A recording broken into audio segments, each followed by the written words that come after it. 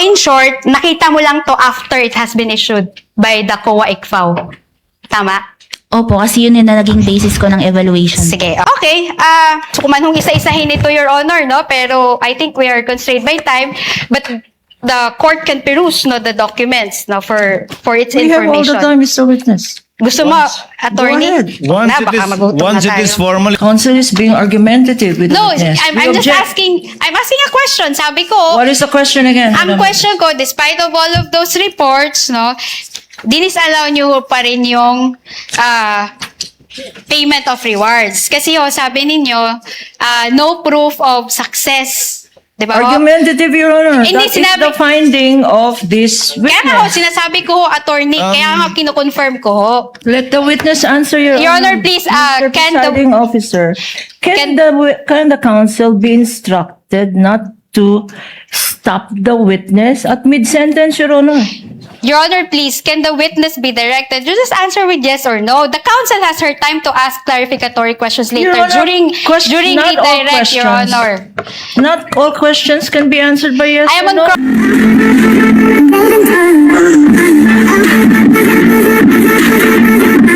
as exhibits for the prosecution or not. Counsel, Yes. you may proceed. Yes, correct, Your Honor. And their AOMs, we did not dispute those. So we have the same copies, Your Can Honor. we then, Proceed, if, counsel. in Proceed. connection with that, Your Honor, Hello. since counsel admits that our AAMs are their defendants' AOMs, can we just use the prosecution's copies, Your Honor? But, Your Honor, we have prepared, Counsel, visual counsel. aid. using Show them, show the document. Yeah, I am showing the defense document. No, we will No, not agree. Your Honor, the counsel cannot We will dictate not how I agree, will Your proceed Honor. with my cross-examination. Can the counsel, Your Honor, be reminded that I'm counsel- on counsel We cross-examination? will not agree, Your Honor, to What are you not presentation agreeing of to, the Attorney defense Kapunan? documents. I'm sorry? Because precisely there was no stipulation yesterday. There They are was, Your now Honor. constrained. Excuse me, counsel. Allow her to finish, They are counsel. now constrained, Your Honor. I'm sorry. So, the first AOM is dated September 14, 2023. It's AOM number 2023-211. Okay. The assisting counsel can check this copy. Okay. Anyway, I can dispense with that. The second AOM is October 3, 2023. Now, I will direct you to the last page. It says here RCW, JMQ, GAC, RRS, NBP. So, RCW is Roderick C. Wamil, correct? Opo, tama po. Okay. Who is JMQ? Dati pong staff namin sa ICFAO. GAC? Division Chief po, Um, ICFAO. If you can state her name or his name. Si Attorney Gloria A. Camora. Okay. This is Gloria A. Camora. RRS. Dati din pong DC sa ICFAO pero retired na po siya. All right. NBP is the signatory. Opo, si Ascom Nilda Plaras. Okay. So, we will proceed to the third AOM for the OVP that is dated February 1, 2024. So, I will direct you to the routing list. Do you agree that this is a routing list? Sila po yung nag-review, nag-evaluate, nag-review ng documents. Yeah, I was about to ask you that question. Thank you for confirming. Now, it's RCW, Roderick C. Wamil again, Opo. JMQ, RRS, NBP. Opo, tama. All right. So, let's go to the AOM for the OVP dated August 8, 2024. On the last page, the routing list, it's RCW, GAC, RRS, NBP. But this is August 8, 2024. Opo, tama. Wala na si Roderick Wamil dito sa ICFAO. Wala na po Correct. siya, pero dyan po kasi siya yung nag-draft po ng AOM. Siya yung nag-draft nito. So meaning, when he drafted this, he left this doon sa records ba or saan? Yan po kasi may draft na siya, nasa division chief na po. Nasa division chief. So, from February to August, so ilang months yun? February, March, April, May, June, July, August, after 6 months, dun lang na-release yung AOM nung wala na si Wamil. Tama? Opo, kasi po, And then, sorry, just answer my question, Celine. Can you ha? please repeat the question? So, from February 2024, nung umalis na si Mr. Wamil, di ba? Iniwan niya to sa records sa division chief na.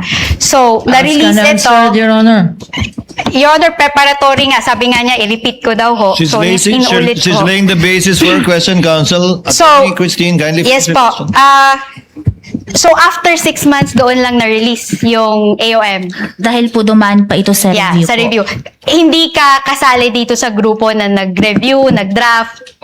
Wala kang participation dito. Na-review ko po yan nung nag-evaluate na po ako ng mga Eto. responses dun sa, binasa ko din po yan nung nag-evaluate ako ng responses sa notice Okay. of suspension. So, in short, nakita mo lang to after it has been issued by the COA ICFAO. Tama? Opo, kasi yun yung naging basis ko ng evaluation. Sige, okay. Next is the audit observation memorandum for the DepEd. Wait. Your Honor, can I just confirm my counsel? So, let's go to the DepEd, ano? Sige, dun din tayo sa routing list, no? February 1, 2024, nandito pa si Roderick Wamil kasi RCW, JMQ, RRS, NBP. Opo. Alright. Let's go to August 8, AOM. Ayun. RCW, GAC, RRS, NBP. Wala na si RCW pero nasa division head.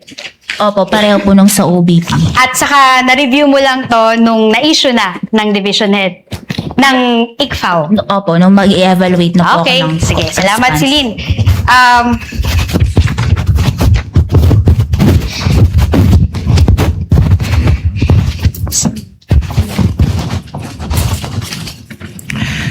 Your Honor, may we just note for the record that the documents presented to this witness were defense exhibits. That has been noted. Noted. Your Honor. Okay, so punta naman ho tayo dun sa responses ng Vice President, no? Nag-submit ho sila. Assisting counsel. Your Honor, David po pangalan niya para pwede niyo siya i-direct kung nagkakamali ho siya, kung hindi yun naaayon yung fina-flash niya. Thank you for that, counsel. Okay, sige, punta tayo dito Can we sa... also, Your Honor, call our assistant counsel, Your Honor, Attorney Of course, J. De La Cruz. You may approach. So, etong exhibit na to, again, we'll use our exhibit counsel. Etong exhibit na to ay minarkahan po as D-1 or -115-OVP-C. Okay. So, eto po. The letter.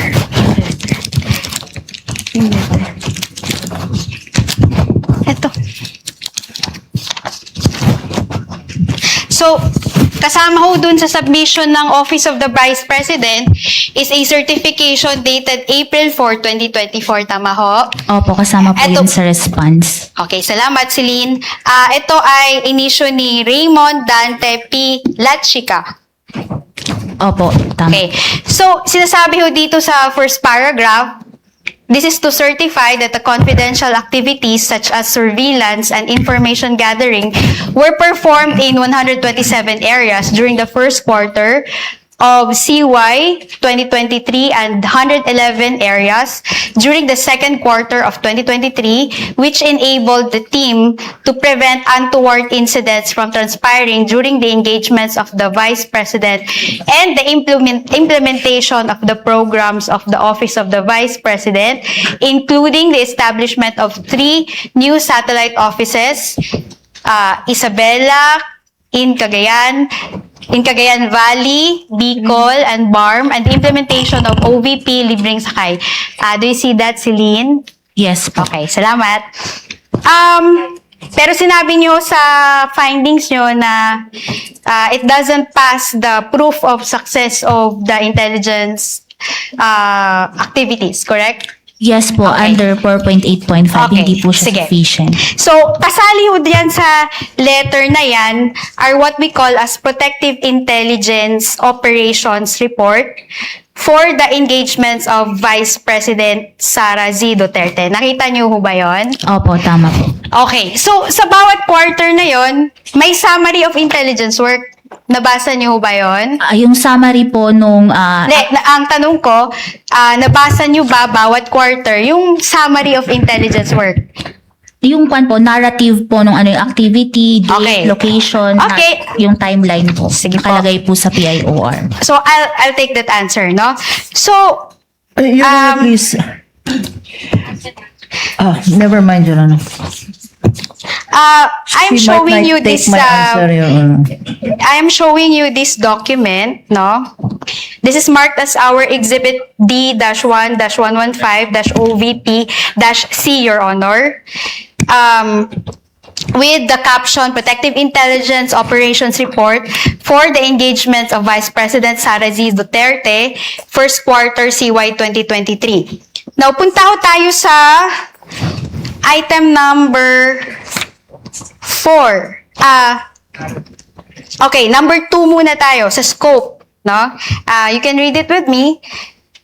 This report pertains to the narrative of events and accomplishments of VPSPG in terms of protective intelligence. Do you confirm that? Protective intelligence operations.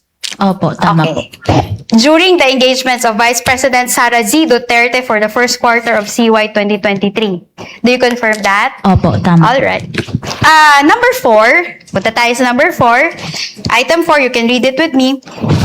The protective intelligence activities carried out in support of the Vice Presidential Security and Protection Group's protective security operations for the places of engagement of the Vice President Sara Z.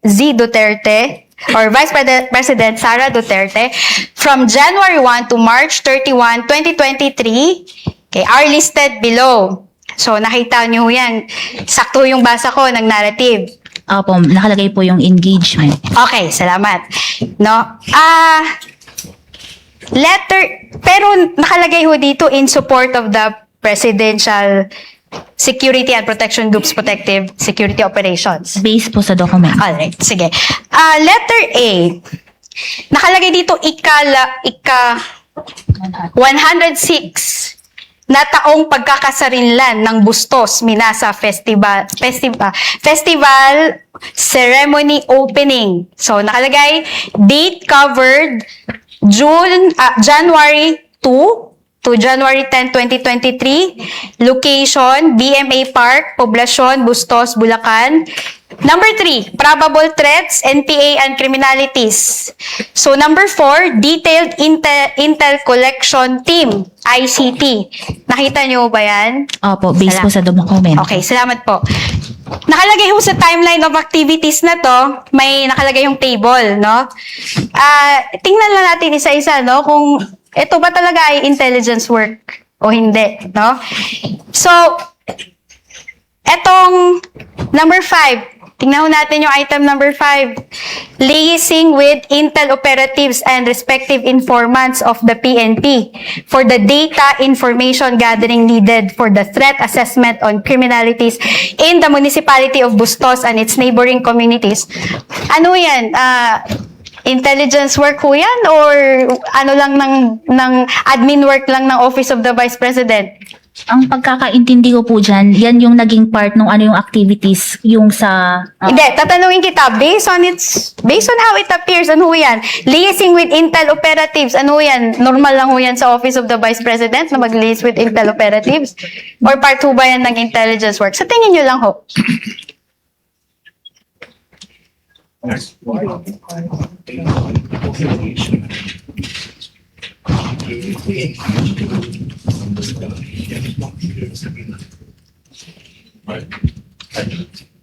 Papasok po siya sa intelligence gathering. Okay, salamat po. Number 7, intelligence fusion with for the threat assessment and situation update. Ano ho yan? Papasok ho yan sa intelligence or normal work lang yan ng OVP? Sa intelligence. Salamat po.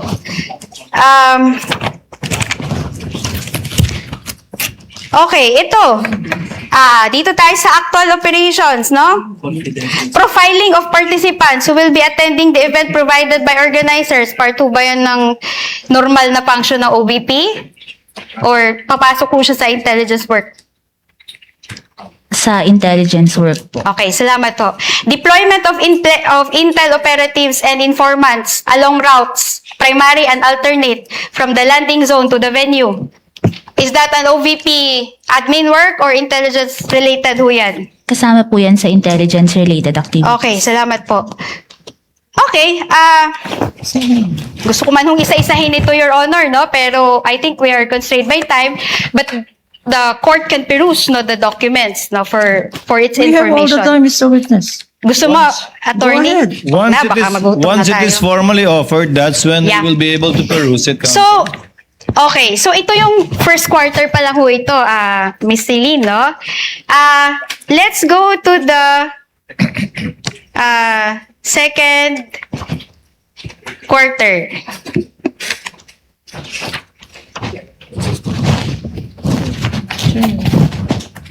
Okay. So, punta ho tayo sa second quarter ng 2023. Okay. It is covered by the same letter of Mr. La Chica. Okay. So, punta ho tayo dito sa title, no? By the way, Your Honor, this is marked as our Exhibit D-1-115-OVP-M. Okay. So, ang title ho nito ay Protective Intelligence Operations Report for the Engagements of Vice President Sara Z. Duterte, second quarter 2023. Now, punta ho tayo sa scope. Basahin ho natin, Miss Celine, no? This report, number 2, item 2, this report pertains to the narrative of events and accomplishments of VP-SPG in terms of protective intelligence operations during the engagements of Vice President Sara Z. Duterte for the second quarter of 2023. Tama ho ba yung binasa ko? Opo, tama po. Ay, salamat po. Narrative, number 4, the protective intelligence activities carried out in support of the Vice Presidential Security and Protection Group's protective security operations for the places of engagements of the Vice President Sara Duterte from April 1 to June 30 2023 are listed below. Sige ho. Letter A. Puntahan ho natin yung letter A, no? Yung caption ho niya, National Economic and Development Authority Social Development Committee. Cabinet level meeting. Do you see that? Opo, tama po. Okay. So, yung date covered po niya ay April 2 to 5, 2023. Tama ho ba? Opo. Okay. Location ho niya ay Astoria Plaza Hotel, 15J, Escriva Drive, Ortigas Business District, Pasig City, Metro Manila. Tama ho? Opo, tama po. Okay, thank you. Nakalagay ho ang possible threats. Letter A, cost-oriented groups, open close parenthesis, NDF. And letter B, criminal groups. Nakita nyo ho ba yan? Opo. Okay. Number 4, detailed intel collection team, ICT. Tama po?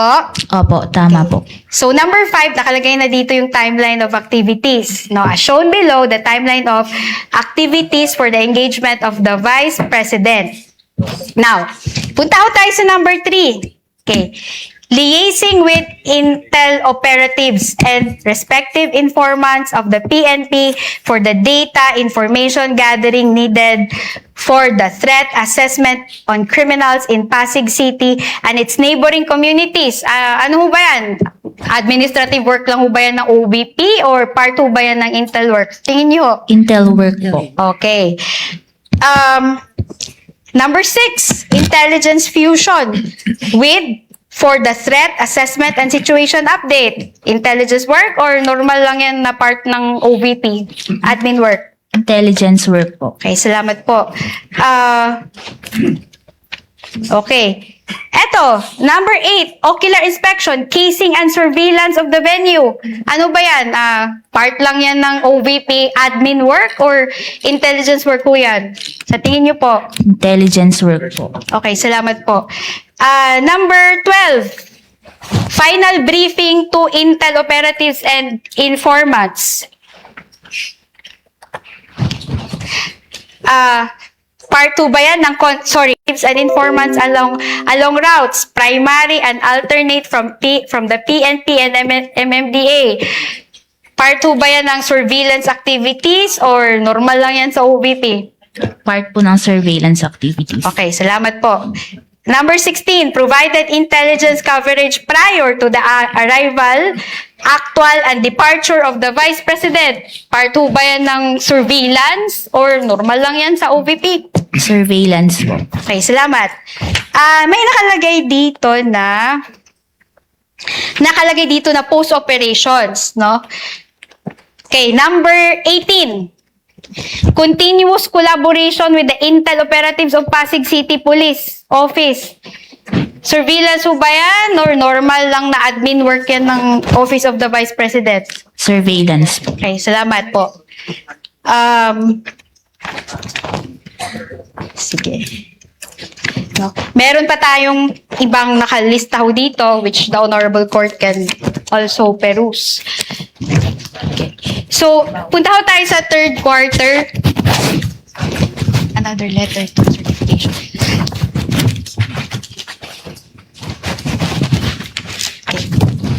Okay. Punta ko tayo sa third quarter. Covered ho to ng certification pa ho ni Mr. Lachica ho, no? Na dated April 6, 2024. Yung sa third quarter po, September 30, 2023.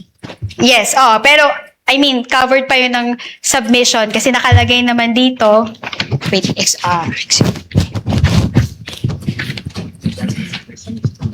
yung letter?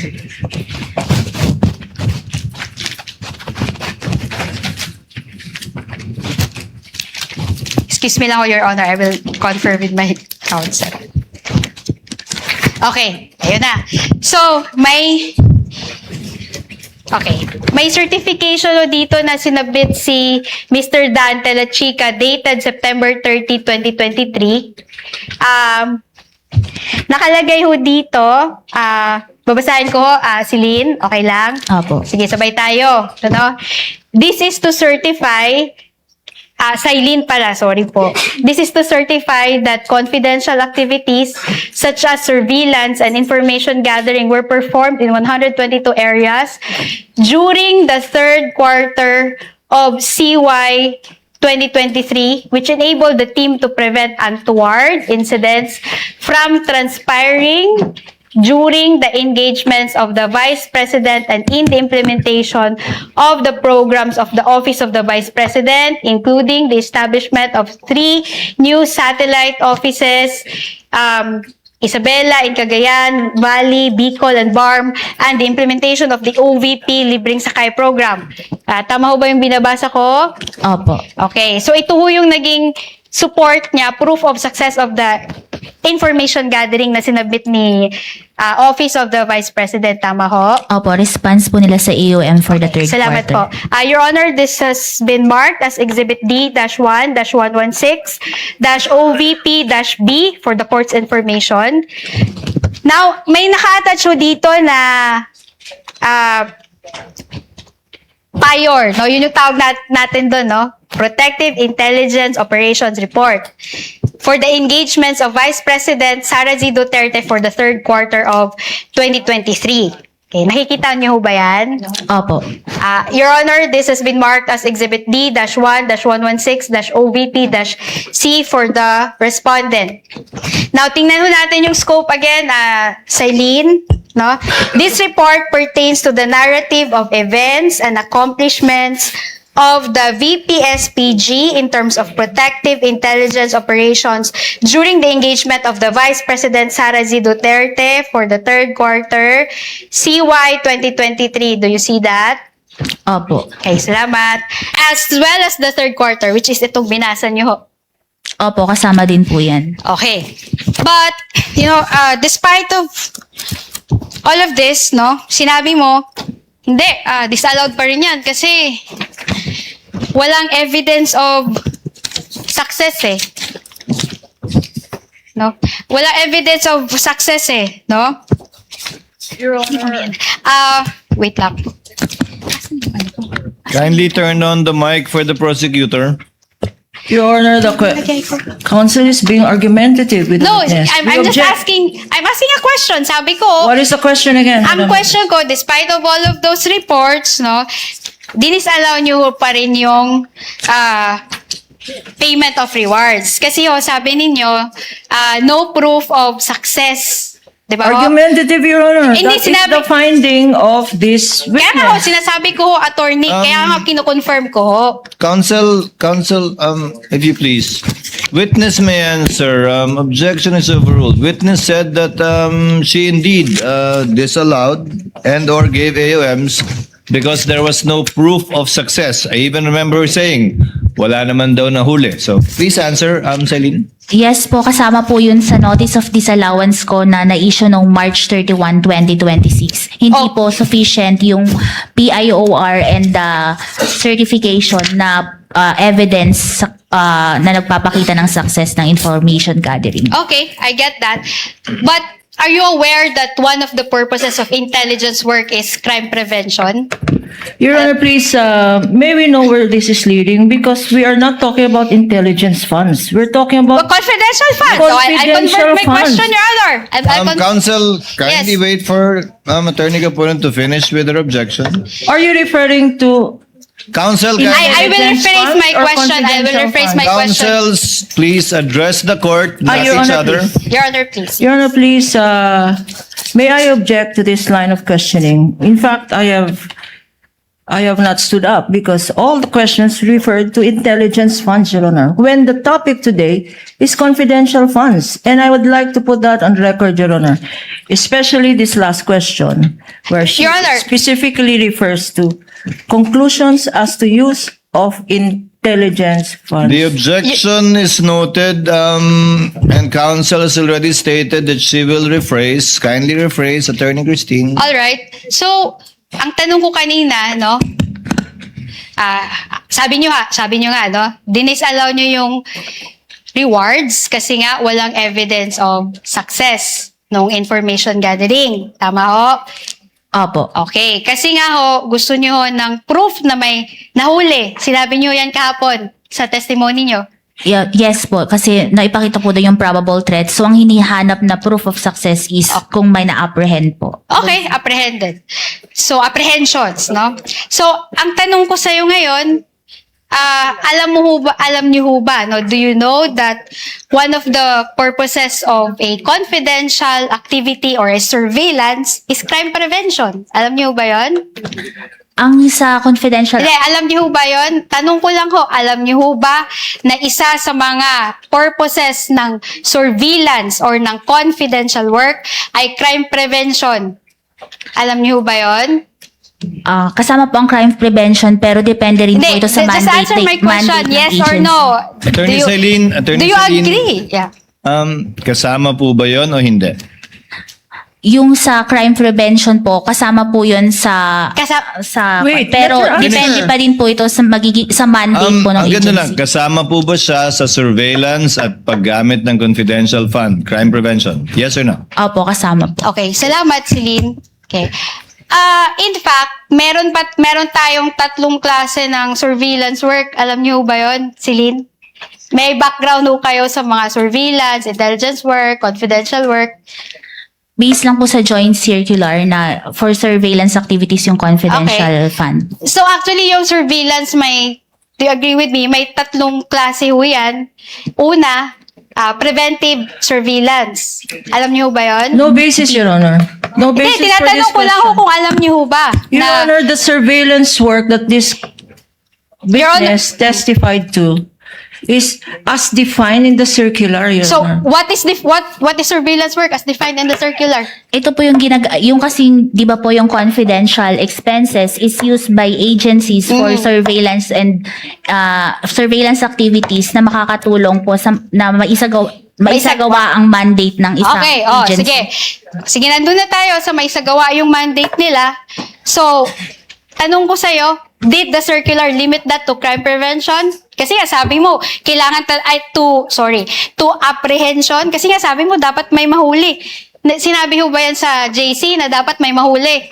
Ang nakalagay po kasi sa JC under 4.8.5 is proof of success. Your Honor, please. Let the witness answer, Your Your Honor, please, Mr. can the- Presiding Officer, Can- can the counsel be instructed not to stop the witness at mid-sentence, Your Honor? Your Honor, please, can the witness be directed? You just answer with yes or no. The counsel has her time to ask clarificatory questions later Your Honor, during not all redirect, Your questions. Honor. Not all questions can be answered by yes I am or on no. cross, Your Honor, please. Counsels. Never mind if you're on cross. There are limits to cross-examination. Misleading questions are not allowed. They on are cross. allowed. Counsels, I don't think I need to lecture please, you that. counsels, let's not allow the generational or seeming generational divide increase the tension in the courtroom. Let's keep it a notch lower. Your Honor, please, I am preventing myself from giving her a spanking, Your Honor. That is what I would Your have Honor, done please. Again, in the counsels. generational divide, Your Honor. Your Honor, counsels, you are all members of the bar and Yes, you're Your Honor. all counsels I submit, for the I parties. submit. And we will be treating and looking at each one equally. At Miss I will- Eileen. Yes, Your Honor, it's also- I promise to henceforth behave. Your Thank Honor, you. can I please respond quickly lang, no? I have high respect for Attorney Kapunan. In fact, she's one of You my can end there, idols. counsel. Let's end here. Let's end here. You can end there. It with might the sound high like respect. it might sound like a eulogy, Your Honor. I'm still very much alive. Your Honor, kahapon niya, hindi ko nga siya kinukulit, di ba? Kahit may mga questions na doon na leading, hindi naman allowed yun sa direct examination eh. I respected her. You can end there, counsel, if you respect her. Thank you. Thank you po. Miss Eileen, ayon sa tanong ng counsel, simple lang po naman, nakalagay ba sa Joint Memorandum Circular 2015-01 na kailangan may mahuli para maging successful ang isang pagbigay ng reward or information? Wala pong nakalagay. Ang nakalagay lang po, proof of success of information gathering and or surveillance So, activities. interpretasyon niyo po yun na dapat may mahuli para maging successful. I base po yon sa aking professional judgment and based on the evaluation po ng documents na ito is based po sa joint circular. Pero hindi po yun nakalagay sa joint circular na maliwanag. Hindi po. Nakalagay lang po proof of Interpretasyon niyo success. na po yun. Doon po sa pag-evaluate ko, yun po yung naging basis Okay. ko. Okay.